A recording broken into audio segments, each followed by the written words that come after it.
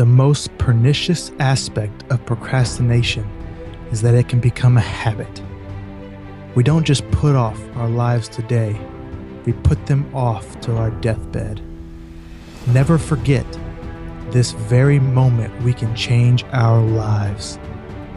There never was a moment, and never will be, when we are without the power to alter our destiny.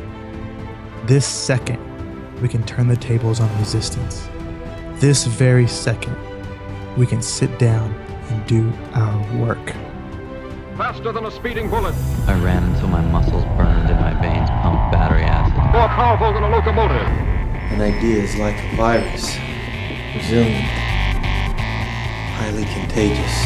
Able to leap tall buildings in a single bound.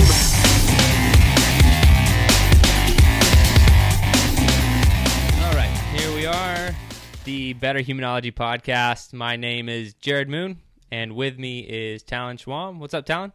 What's up, Jared? Not much, man. Doing the podcast. Excited to do a podcast as we do, becoming better humans all around the world. So I'm gonna skip the recap for last week because I just kind of nerded out last week with energy system training, and so let's just hop right into. Well, before we get into Better Human Bullets, I will say, you and I talked 2 podcasts ago about me putting together for something for people to vote for Murph. Right. For Murph 30. So I put it on Instagram and the End of 3 Fitness Facebook page, and I think well over 100 votes now between the two of them. I said I wanted people to vote either A or B, A being double Murph, so doing that one again, or B doing double weighted Murph, so that being 40 pounds. And right now, as of right now, overwhelmingly winning is B, the 40-pound Murph. And nobody wants you to die. Yeah, well, I mean, I did it once before. I was kind of excited to do it again to as a benchmark, to see if I could do it faster because it's such a long workout. But if anyone wants to vote for that, go to my Instagram or go to the End of 3 Fitness Facebook page, throw in your vote before Saturday. I'm going to tally them up probably Saturday morning before I do Murph. And if A or B is winning, that's what I'm going to do Saturday. So I just want to throw that out there for all the listeners. Thanks for all the votes, everyone who did vote. Greatly appreciate it. Thanks. And so Murph number 30. I'm looking forward to it, man. It's going to be killer this Saturday. But enough of that. Let's hop into the Better Human Bullets for this week. So you got a challenge for everybody this week? I do. Me first? I would love to hear you go first. All right, Talon's challenge this week. It's probably going to be a little bit more time-consuming than the rest of my challenges. Mine are usually one-offs, but I want you guys to greet every person that you make eye contact with this week, and I want you to do it with, a smile, with some enthusiasm, and even if they're giving you that weird stare, be like, "Hey, how's it going? Good morning," or "Howdy," how are you doing? Whatever it is. Howdy. Sure, yeah, we live in Texas, right? And I'm showing my stripes. I love it. Whatever it is, you make eye contact with them, greet them, and offer a smile. You know what you just gave me as a challenge? What? To not make eye contact with anyone this week. Well, if I said greet every person that you come across, you're gonna be walking up to some random. We're gonna have people like, hey, guy, I'm trying to say hi to you. Yeah. Hey, come back here. That would get awkward real fast. Yeah, we don't want that. All right, so I'll throw mine down pretty fast here. Better Human Bullets for this week. The fitness challenge. I don't think that I've actually done this yet, even though people maybe have been inadvertently challenged. But since I'm doing Murph number 30 this Saturday, and it's right now looking like it's going to be a 40-pound Murph. We'll see what the votes hold. But I don't think I've actually said it as a fitness challenge. I want somebody to go out there and do Murph. Yeah. You could everybody go do Murph. Yeah, go do Murph this Even Saturday. I've done it. I'm doing obviously scale it down to whatever you need to. If you can't do pull-ups, use a box or a chair to assist yourself. Use a band to assist yourself. Cut the runs in half. Do 800-meter runs. Cut all the reps in half. Find some modification some way to get a version of Murph done this coming Saturday. You have more than enough time to hydrate, get ready for it. Don't drink the night before, and get after it. So that's my fitness challenge. Because I was thinking, I was like, man, I haven't actually said that as my challenge, even though a lot of people have taken on the Murph challenge as we've gone through this. You're getting lonely doing Murph all this time by yourself. I am getting lonely, man. I would, I think Murph number 52, I'm just going to invite anyone who listens to the podcast. I'll let you come to my house and do Murph with me. So I'll throw that out for 52, if I remember, here in 22 weeks. All right, so mental toughness challenge. So we had Bobby Maximus from Jim Jones on the podcast a few weeks ago. It's been a little bit now. And he mentioned a pretty awesome challenge that I wanted to throw down as a mental toughness challenge. And he was talking about breaking the habit of checking your devices too much, because we all check our devices too much, right? Like, yeah, whether it's your iPhone or your tablet or your computer or whatever. And he said that most people were like, well, I really don't check my phone that much. That's what everyone thinks. Everyone thinks that. They don't think, like, right. Most everyone thinks they're not that guy or girl, like, I don't want to check it that much. And he's like, okay, well, I forgot what he said is like 10 burpees. Like, every time you get out your phone, it's 10 burpees. Like, it's like a payment for checking your phone or checking your device. He's like, you'll break that habit real fast. Yeah. And so I'm not going to take it that far, to every time you pull out your phone, 10 burpees. But I want you to challenge yourself, either set aside the evenings or Saturday or portion of Saturday, block off some time where you're just going to go screenless. And so no screens, no TV screen, no phone, no tablet, no computer. But if you absolutely have to, I just can't take it anymore, I got to check my email, then there's a penalty, and it's 10 burpees for every time you want to look at that thing. Personally, my recommendation would be to do it all Saturday. Shoot for the full day. I think that'd be a great mental toughness challenge, and be just probably good for everyone. Get outside, do something else other than living on the internet, as we all do. Yeah, give your eyeballs a break. Coming from a podcast that's broadcast over the internet, but ooh, look, somebody's busting out some rhymes tonight. Yeah. Hey, maybe we'll do a freestyle episode one time. Ooh. All right, so then the book recommendation for this week. So this is actually a listener recommendation. Our friend Gary. Oh. Gary, thanks for the book recommendation. I just finished it up today. Thanks, Gary. Yeah, and what'd you say? Thanks. So he recommended this book, and I put it the second he recommended it to me. I put it on my list of gonna reads, and it's Raising Men: Lessons Navy SEALs Learned from Their Training and Taught to Their Sons by Eric Davis. And so I'll repeat that one more time. Raising Men: Lessons Navy SEALs Learned from Their Training and Taught to Their Sons by Eric Davis. And it's very interesting, though, because the author, I think he mentioned, said he has 3 girls and 1 boy. But he wanted to... He feels like... Well, a direct quote from the book was he thinks that men in general are getting their asses handed to them. That's a direct quote from the book. And he's just talking about in life today that people are working jobs that they hate and just complain about it. People are overweight and doing nothing about it. And he wanted to do something to change that, so he wrote this book. I do think that it was a pretty good book. I'm very skeptical anytime a Navy SEAL writes or does anything, because I do feel like some of them, I'm impressed with special operators because of the nature of their job. But right. I don't think that, after you've, I'm sure you've been around them in your career, and I know I've been around them in my career, special operators are not these, they're not superhumans. And to be honest, if you take, a really fit individual in CrossFit, a Navy SEAL is no fitter than that person. They're mentally tough, whatever. They're not these, superhuman beings that this huge pedestal that most of our society has put them on. And so whenever they do something and they're like, hey, I'm writing a dad book, I'm like, but I'll take this with a grain of salt. But there are some Navy SEALs who come out with some really awesome stuff. And I think this book is one of them. I think I'm a big fan of Jocko. He does a lot of good stuff. So there are a lot of great guys out there. But like I said, I don't think that the trident itself should carry the reputation. I think the man should carry the reputation. And I think the main point in the book, that if I had to boil it all the way down, would be, I mean, really just like kind of be present. And I mean, he has a lot of good points, but I think that's the main one, is because he harped on it over and over, but kind of in different ways, is like, just be there as a dad, however that is. And I mean, he had some really crazy stories about stuff he did with his kids and stuff, and I won't get into any of it, but pretty good book. I think if you have trouble with ownership or parenting, or maybe you don't feel very present as a parent, this is a really good book.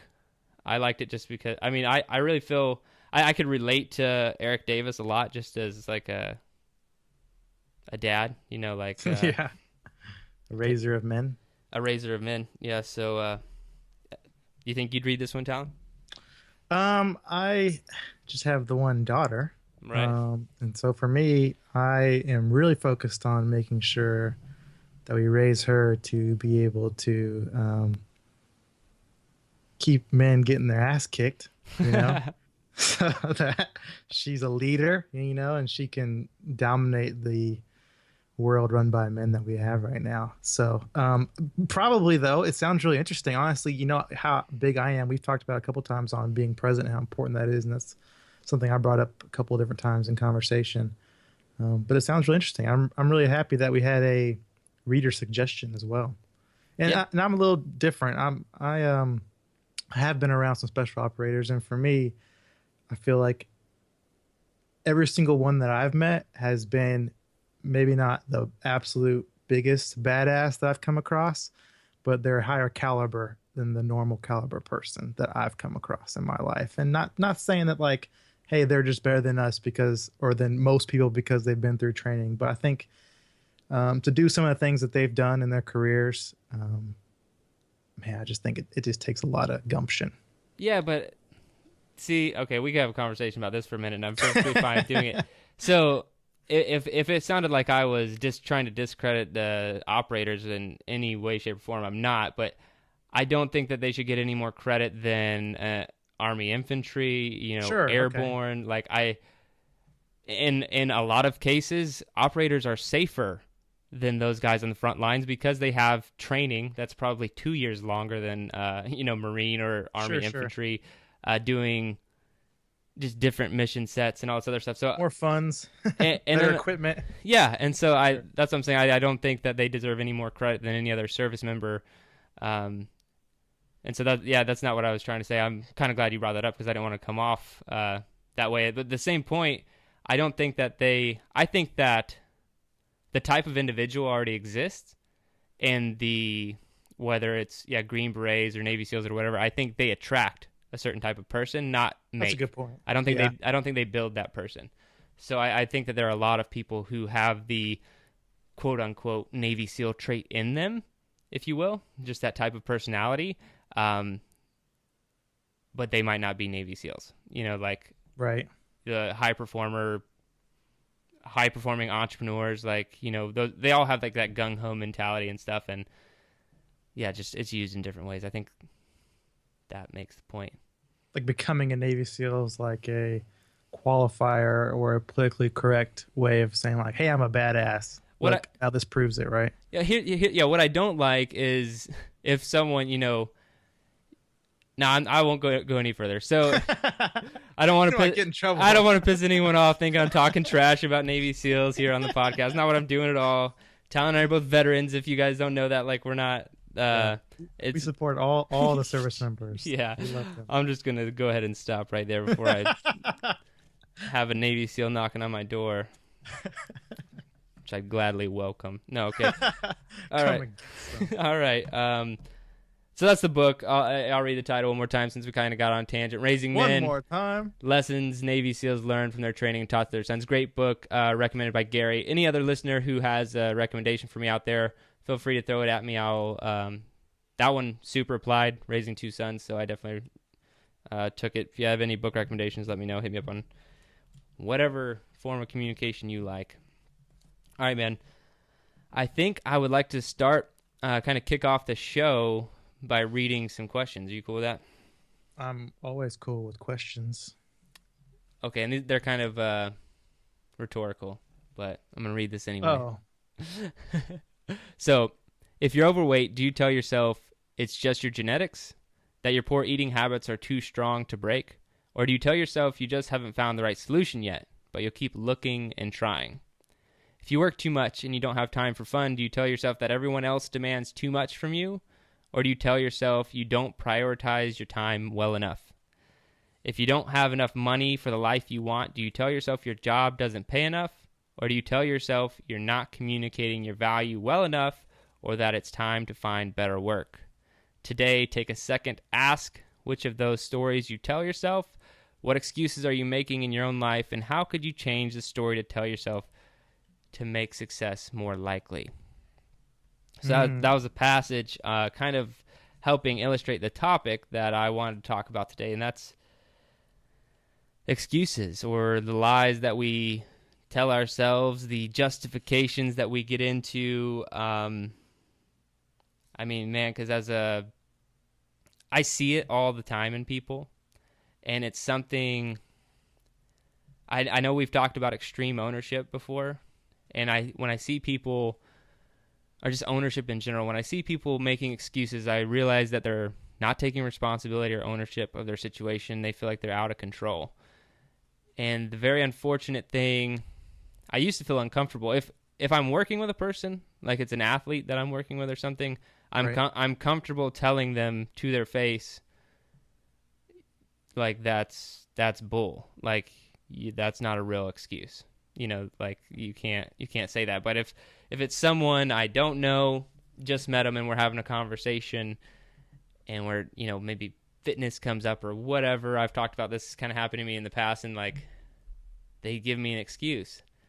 I'm just like, I kind of shut down the conversation. I'm just kind of done at that point, because I'm like, I can't. It would make me an asshole, right, or a jerk to call someone out I just met on an excuse that they're trying to make for themselves or some sort of justification. But really, that's what I want to do, and I think that that's what a lot of the world is doing. Man, I love this topic. I feel like I deal in excuses just so regularly. I mean, working as a counselor, pretty much all you hear is about people's issues and problems more so than about their successes and, you know, triumphs. It's about how things are going badly in their life, and it takes so many layers to peel away before people start seeing that a lot of the times the reason is because of choices they made or things they do. It usually takes, I mean, sometimes you can get lucky, it can be hours, but it can take days, weeks, you know, before people start to like finally wake up a little bit and realize, oh crap, you know, this is something that I do, or this is caused by this, because they have, in those days and weeks, are just filled with listening to excuses. You're saying we're not going to be able to fix someone on the podcast in the next 20 minutes? Because we might as well just shut this down right now. No, we can try. No, maybe we can preempt some of this stuff, you know. So for me, wow, man, I feel like, you know, what monsters we've become. Who have we become? Do you think humans have always had excuses like this? Do you think like Caveman Bill, when he was trying to go get the saber-tooth meat or whatever, and Cave Woman Wilma, whatever, was like, hey, you need to go get that saber-tooth meat. And he's like, yeah, I'll get it tomorrow. Baby's not that hungry right now. I can probably scribble on these cave walls a little bit longer and finish my drawing. What do you think? No, I think excuses, I think most of quote-unquote problems that people have today are a problem of luxury. They're a problem of time. They're a problem of too much time. It's a problem of too much. It's excess. You have excess time, you have excess food, you have excess money, and all of this is leading to more problems. And I'm not saying that all of those things will lead to problems, but that's sure. I think that causes a lot of people problems.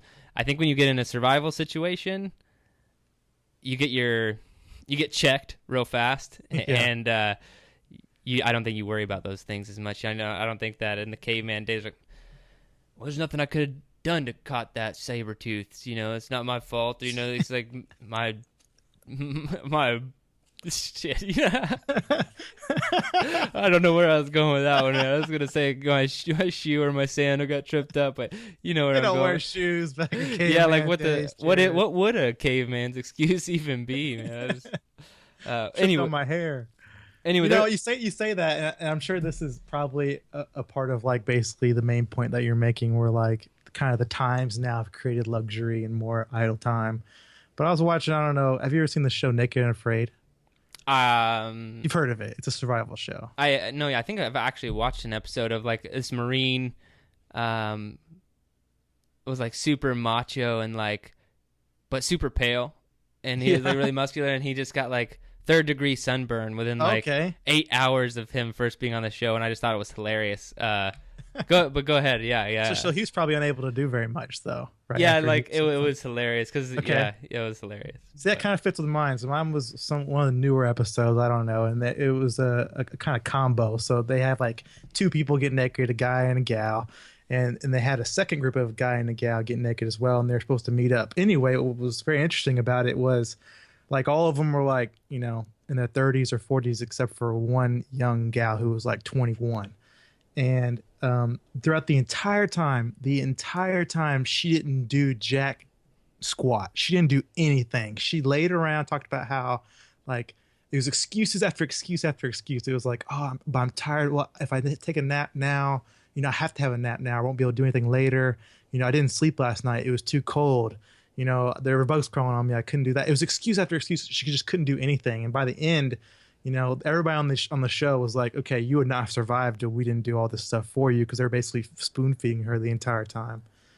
So it's interesting. I think in survival situations, you're right. I think it probably does kick in, but it seems like maybe we're progressing downhill a little bit in this respect. Well, I think, and what I want to point out to anyone listening is you probably do this, even if you don't think that you do. Right. And what I point out to a lot of people is we are our own worst enemy. We can justify almost anything to ourselves, even if it's at our own detriment. We can tell ourselves, lies, excuses. And then once we kind of have that justification in our head, we go the path of least resistance as opposed to doing something that might be a little bit harder. And now we have all these excuses in our brain.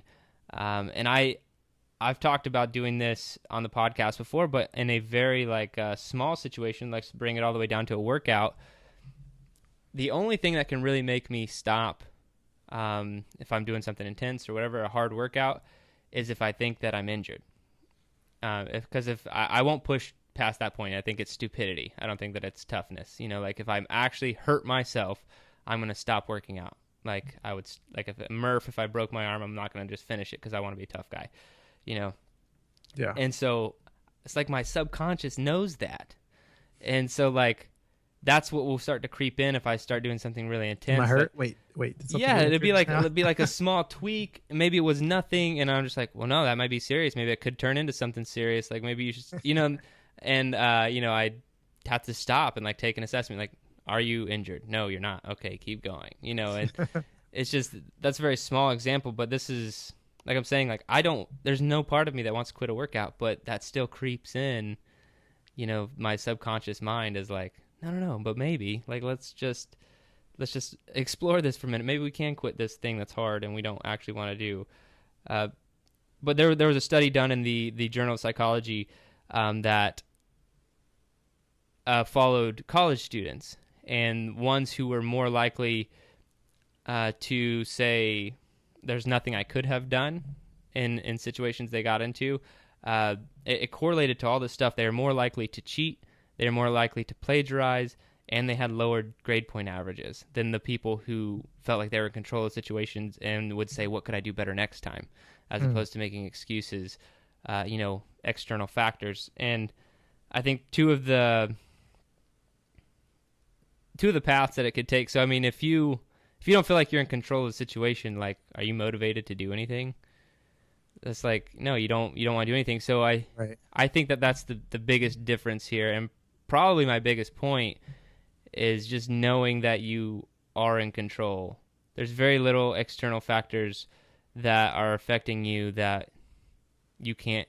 It's that whole, like maybe we've talked about before, like, can you control it? Yes, then do something about it. And it's like, if you can't, then don't worry about it. You know, like if it is something that you actually can't control at all, then like, why are you stressing out about it? Don't worry about it. But if you can control it, then you're going to have more motivation and you can focus on getting the results, because now you're like, okay, I am in control of this somewhat.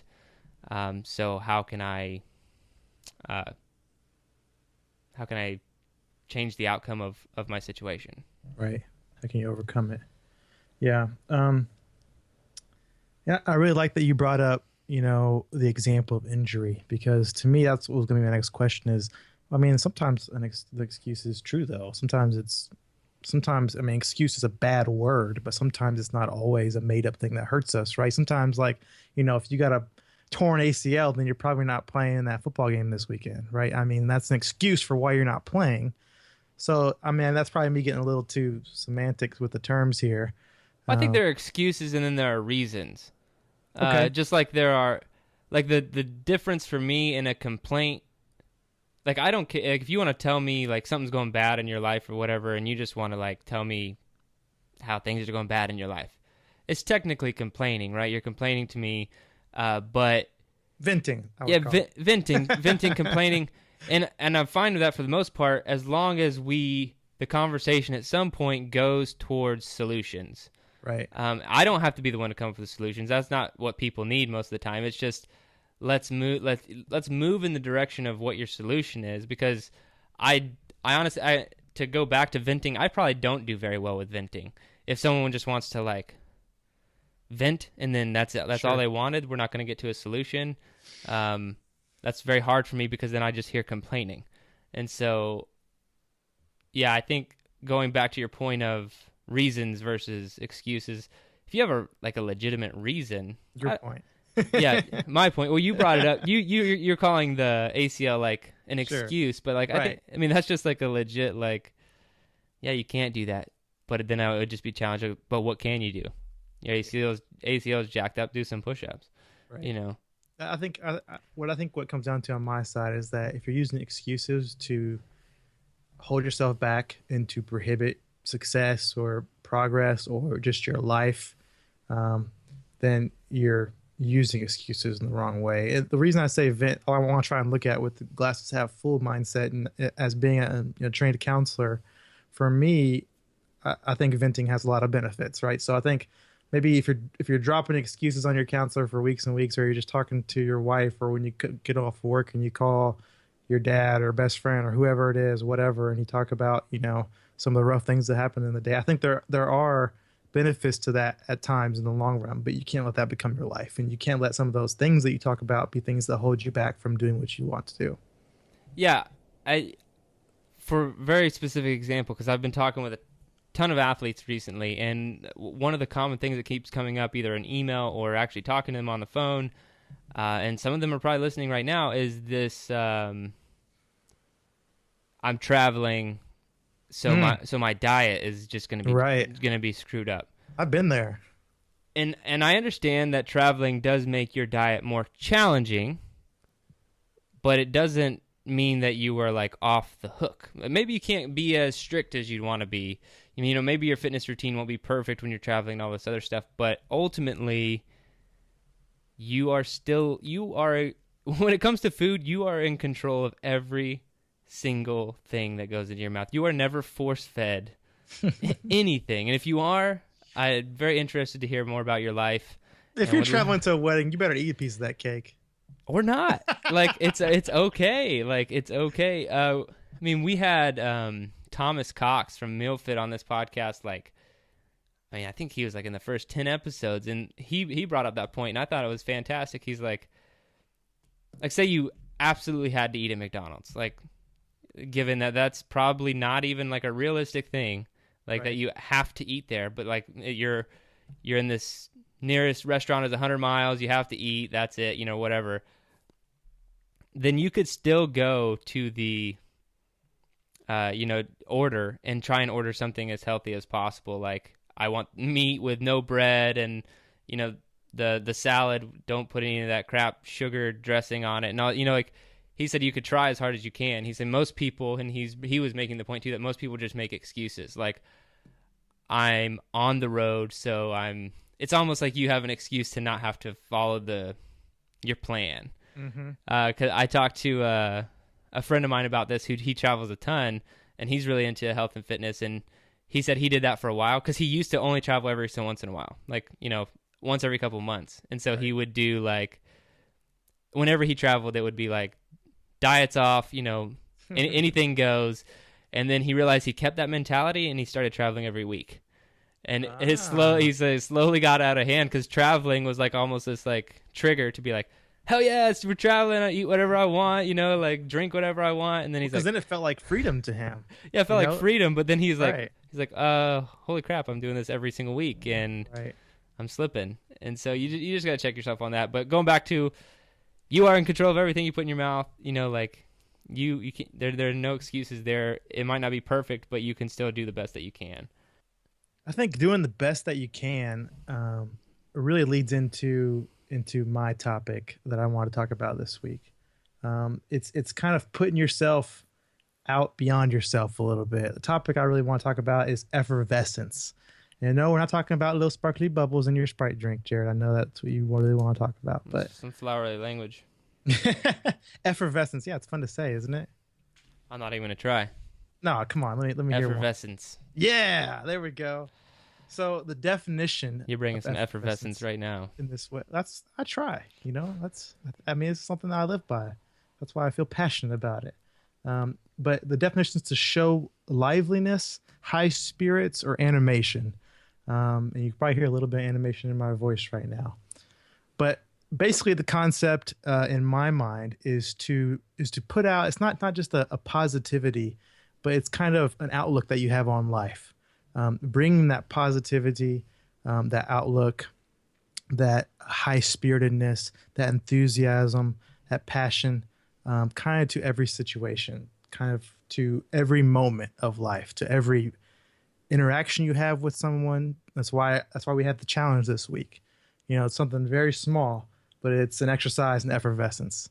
And then to every project that you work on, to everything you do, it'll make you better if you offer that type of enthusiasm, outlook, response to things. So, enthusiasm. Well, that's part of it, yes. Really, you're going to have to explain it more. I know you just explained it kind of in depth, but I don't think I fully understand what I'm doing. What are we doing here? What am I bring? How do I bring this? I guess that's the best question to ask you. How do I do this? Like, how do I do this tomorrow? So tomorrow you look at what positive things can happen. So you plan for the positive things and you expect the positive things. You don't dwell on what could happen wrong, or what negative things, might hit you on, your journey tomorrow. Okay. At the same time, that's one thing, right? It's really like it's a coalescence of several things to create effervescence. It's not just like, yo, hey, I'm going to be positive and we're going to walk around with with just an outlook like things are going to be great. It's really putting that out there and trying to affect others with that positivity that you have. And part of that is being enthusiastic about life just in general, right? Because every moment is a blessing. Every moment is a gift, no matter what, really no matter what situation you're in. There are some pretty bad ones out there, but I don't think we have any POWs listening to our podcast, right? But it's rubbing off on others because you're enthusiastic with that positivity that you have. And then if you're enthusiastic, then you're probably going to be pretty lively, right? Then you're going to be someone that's happy, right? That's fun to be around. Someone that has an attitude and a passion for what they're doing, like a positive attitude for what they're doing. And so it might sound a little bit like being outgoing, right? Is that kind of what you're hearing from me? No, not anymore. At first it was, but I want to explain a brief concept and then see. You probably won't fully agree, but maybe partially agree. Okay, I love when we disagree. The two different mindsets people can have. So you can have an abundance mindset or a scarcity mindset, and this is If you've never heard of these two types of mindsets before, abundance is essentially, there's enough for everyone. There's always going to be more. We're not running out. Okay. It's just things are abundant. It is a way more positive outlook, probably more enthusiastic outlook, just on life in general. Having an abundance mindset. In scarcity, very few people, in all honesty, have an abundance mindset. A lot of people know about it, but don't actually have it. Or they don't act that way, at least. And then scarcity, I think, is how a lot of people are. And to be honest, I try not to associate with very many people who have a scarcity mindset now, because I think I had one for a long time, and it's taken a long time to shut it off. But scarcity mindset is more what you were saying, is focusing on what bad things could happen today, never truly being happy, because you're always going to think about, oh, that was good, but something bad's probably about to happen. And Right. this is where the money's going to run out, like all these terribly negative things. And really, it's a horrible way to live. And to bring a concept, like something simple, is like an idea. Like, say I had a great idea for the next product or program I was going to have at End of 3 Fitness. But I didn't want to share it with you because I was like, oh, Talon might steal it or something, or maybe I didn't want to share it with someone because they might steal it. That's the scarcity mindset. If I was like, you know what, I'll share it with him, maybe he uses a part of it, maybe he doesn't, it's whatever. So that's kind of abundance versus scarcity mindset. I'm wondering now, having explained a long-winded explanation of those two, would you feel like effervescence is semi in line with an abundance mindset? I would say absolutely. I would say I love your kind of connection that you made there, because I felt like that was the best way for us to both be on the same page. And I do think it absolutely is in line.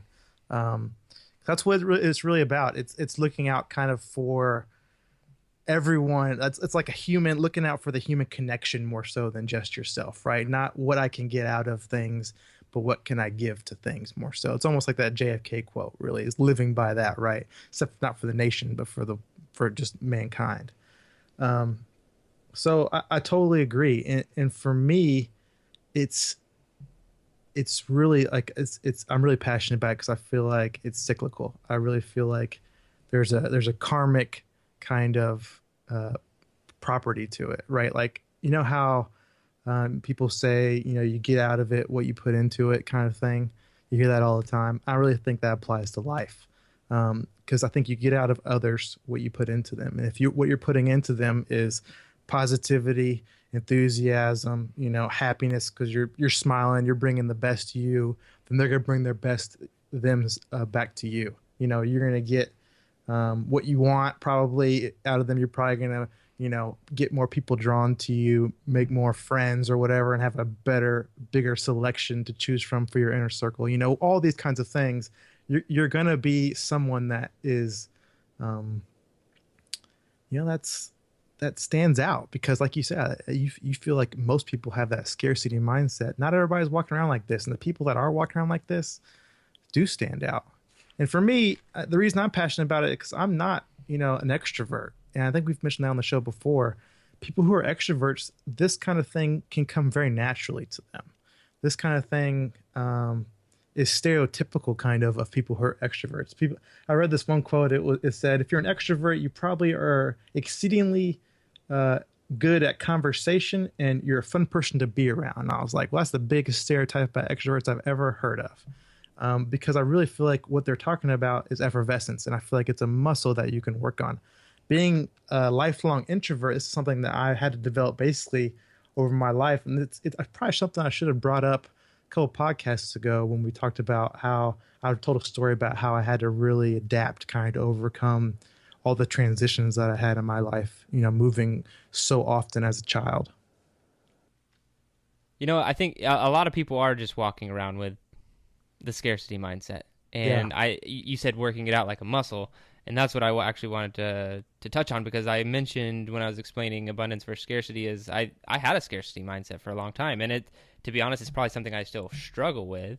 And I'm trying to think as we talk, like, where the abundance versus scarcity mindset. I don't know if it's Dan Sullivan who originally came up with that, or wherever that comes from, but it's just a really big the people who do have an abundance mindset are way more fun to be around.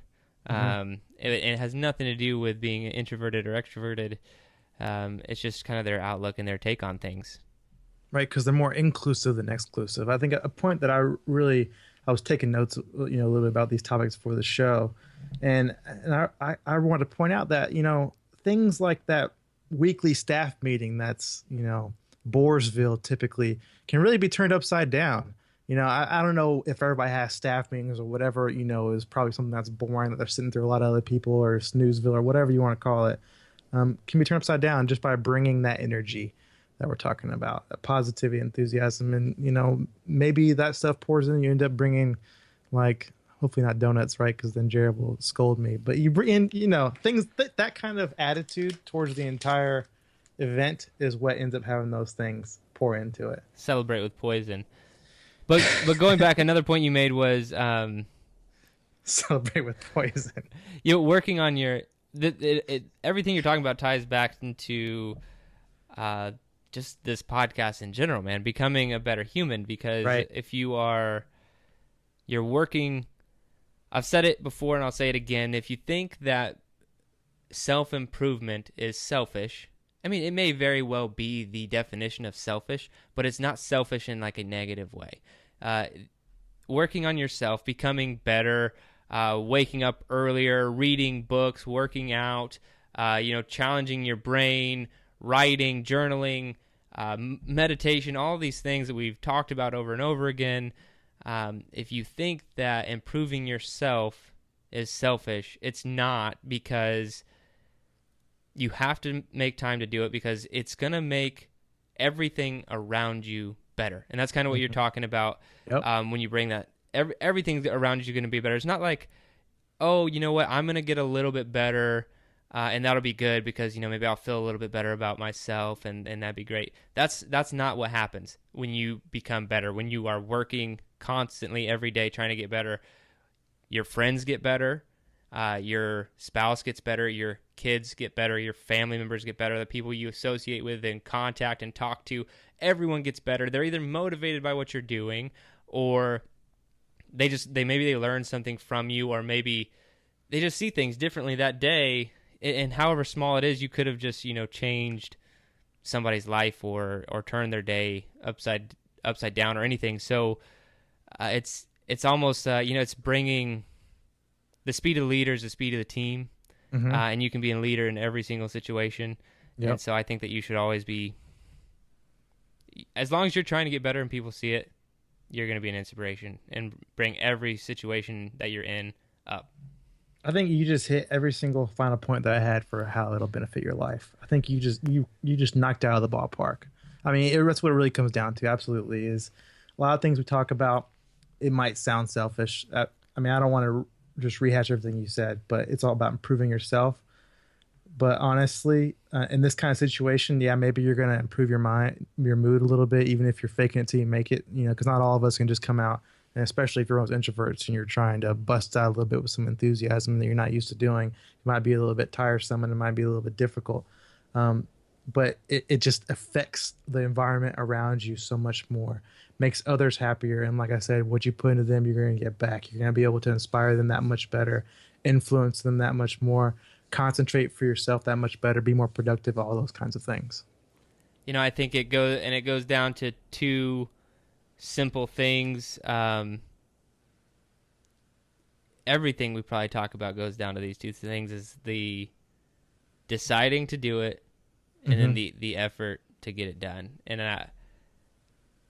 it's just so simple, man. It's so simple, but it's not easy, right? It's not easy becoming better, or in this case, trying to bring this effervescence to new situations. It's just something you have to decide on and put the effort in. Right. Yep. I mean, it's easy to talk about doing a lot of these things, but you have to make serious decisions and be mindful about some of these things that aren't things that come to you naturally, because that's like almost like the same kind of example where you talk about when you're in a hard workout and you hit that point where it's so hard to get past it, where you meet yourself. This is, not a workout. It's not tough in that sense, where your physical muscles are aching, but this is this is a situation to where you'll meet yourself if it's something that's difficult for you to do that you have to really struggle to get past. I do want to ask you a question. Yeah. Because this is something I was thinking about during one of our recent conversations is, and it goes in line with this, is just the effort in general. Mm-hmm. Do you think, is effort all that matters in, say, being successful or getting better? Is effort, I'm not saying like, yeah, that's the only thing that matters, but is it do you have to have particular effort to see particular results, or is it just the fact that you're moving and hustling that's going to make everything okay? Or do you think that some people put in a shit ton of effort and they just don't ever see results? I think there are people that put in a shit ton of effort that don't ever see results. I think that's sad, but I think they are not the norm that the people that are putting in a shit ton of effort. I think they're outliers, and I feel sorry for people that are in that situation. But I think the majority of people who are putting in quote unquote shit ton of effort, which is just like, I'm assuming, just balls to the wall, living and breathing whatever their passion is that they're putting the effort into, then I really highly doubt that those are people that are not finding success in what they're doing. Yeah, because I think when we talked about this last, is I think that that one of my greatest fears is working hard is not good enough. Like, mm-hmm. It really is, because I can work hard, but if I work hard in the wrong direction for too long or too far, and I've gone down the wrong path, then that's going to be painful, And so I put in the effort, but what if it doesn't get me where I want? I think that would be my biggest fear. But what I've never actually seen, and the reason I asked that question is I've never seen someone, put in a ton of effort and not get some percentage of what they wanted or whatever. Like, you can't, right. I think that some things, they're limiting factors. Like, if you're an entrepreneur and you think that you want to be the next Steve Jobs, I can almost guarantee that you won't be. And I'm not trying to rain on anyone's parade, but people like that come around once, every right 100 years and stuff like that. So, bad dads, they come around all the time. Yeah, Steve Jobs. yeah, we could go on and on about him, but no, what I would say, honestly, is stop worrying about if it's not going to work out. I would say maybe plan a consolation backup plan, but start planning for how it's going to work out when it works out. Don't even think about how it's not going to work out. Just cut that out of your brain. Yeah, that's man. What I would say. I think that's it's hard to do. I know. Yeah. It's hard, especially if you're a planner or you're somebody that's trying to always be ready for every situation, which is also, it's got a lot of benefits in its own right. Well, I'm more like a dog on a scent. Okay. Like, you give me the scent, then I'm just going to go and go and go and go. But then it's like, bloodhound. Yeah. But, I have to occasionally, take a step back, and then, because I don't normally worry about things like when I am on the trail, on the scent, working hard or whatever. But then every once in a while I need to stop and look and be like, wait, am I still going the direction I originally set for myself? Are we still good? Like, okay, we're still good. Then I, head back down. I think that those 30,000 foot views are important every once in a while. But yeah, it shouldn't be something you worry about on a daily basis or like. Yeah, absolutely. Sure. Yeah. Progress checks. Yeah, that's totally okay. All right, man. We good? Yeah, I think we've hit everything that I need to talk about there. Cool. Well, if you enjoy the podcast, head on over to iTunes. Leave us a 5-star review and a positive comment. That'd be greatly appreciated. And this week, if you want to vote for Murph number 30, I'm doing it soon. Head on over to my Instagram. You can find me, Jared Moon, at EO3Fit. Vote there. But other than that, thanks for listening to the Better Humanology Podcast. Peace.